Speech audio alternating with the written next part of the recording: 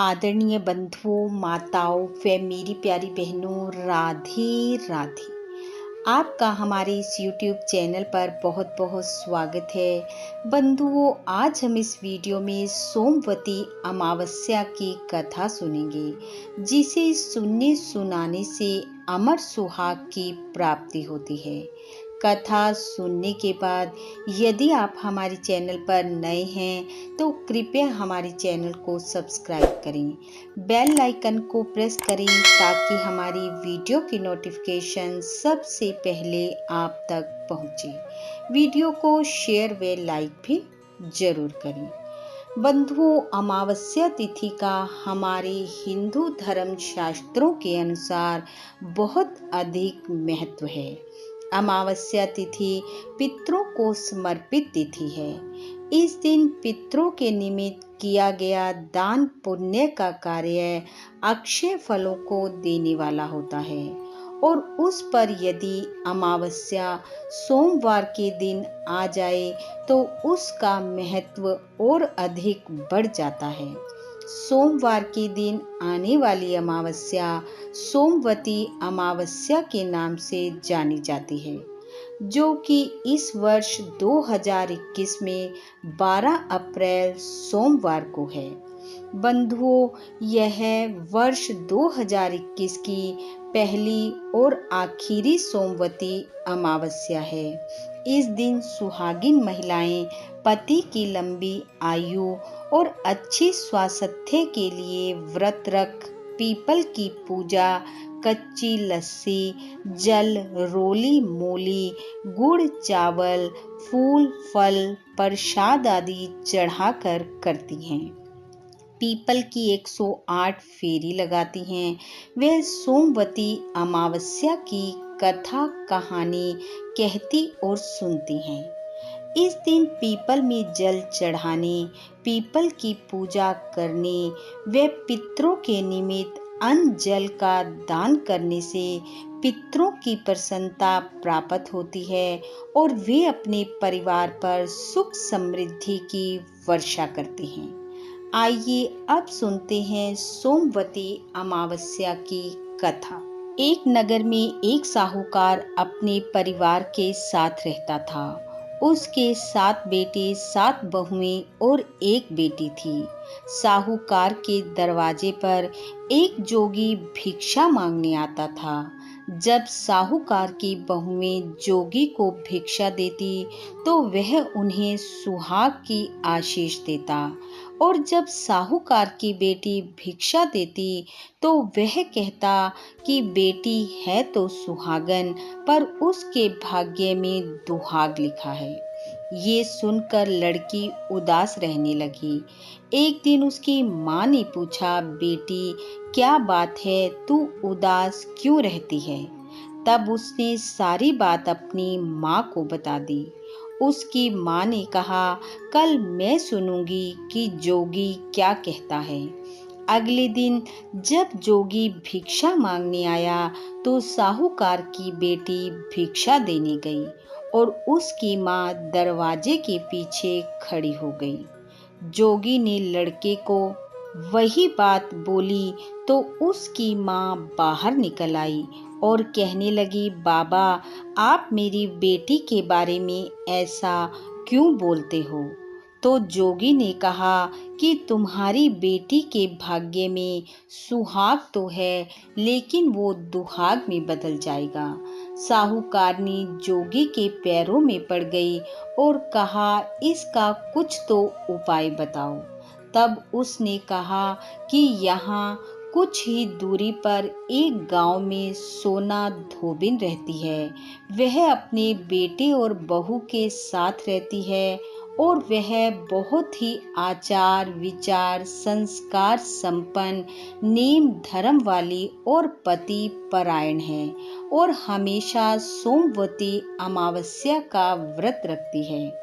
यदि वह इस कन्या के सेवा भाव से खुश होकर अपनी मांग का सिंदूर इसकी शादी के समय इसकी मांग में लगा दे तो इसका ये दुहाग सुहाग में बदल जाएगा, नहीं तो विवाह के समय सर्प के काटने से इसके पति की मृत्यु हो जाएगी।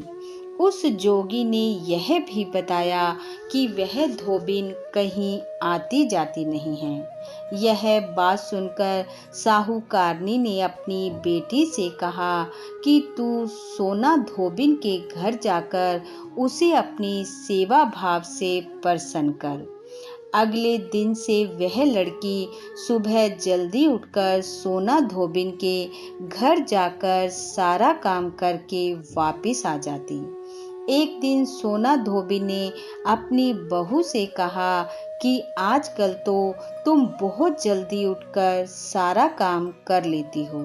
तब बहू बोली, माँ जी, मैं सोचती हूँ कि आप सारा काम कर लेते हो, मैं तो देर से उठती हूँ। यह सोचकर दोनों सास बहू अगले दिन जल्दी उठकर बैठ गई कि बात क्या है। उन्होंने देखा कि एक लड़की आई और सारा काम करके वापस चली गई।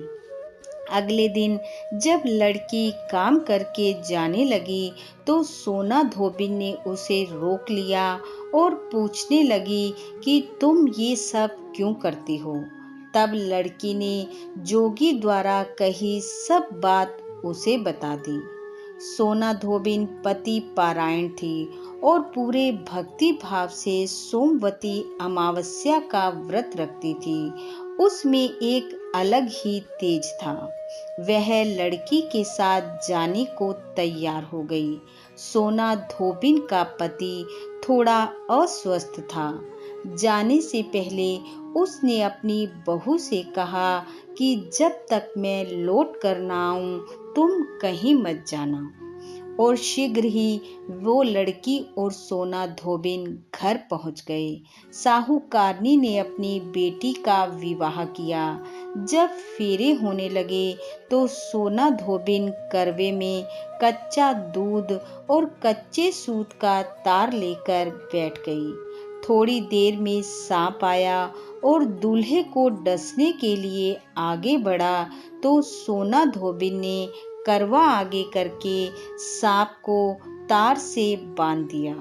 डर के मारे सांप मर गया और इस प्रकार सोना धोबिन ने उसे सुहाग दिया और कहा कि मैंने जितने सोमवती अमावस्या के व्रत किए हैं उन सब का फल साहूकार की बेटी को मिले और जो आगे करूंगी उसका फल मेरे पति और बेटे को मिले। सब लोग सोमवती की जय जय बोलने लगे। अब सोना धोबिन अपने घर की तरफ चल पड़ी। जब वह चली उस दिन भी सोमवती अमावस्या थी। वह बिल्कुल निर्जल थी। रास्ते में पीपल के पेड़ के नीचे बैठकर उसने कथा कहानी कही, पीपल की पूजा की, पीपल के 108 फेरे लगाए।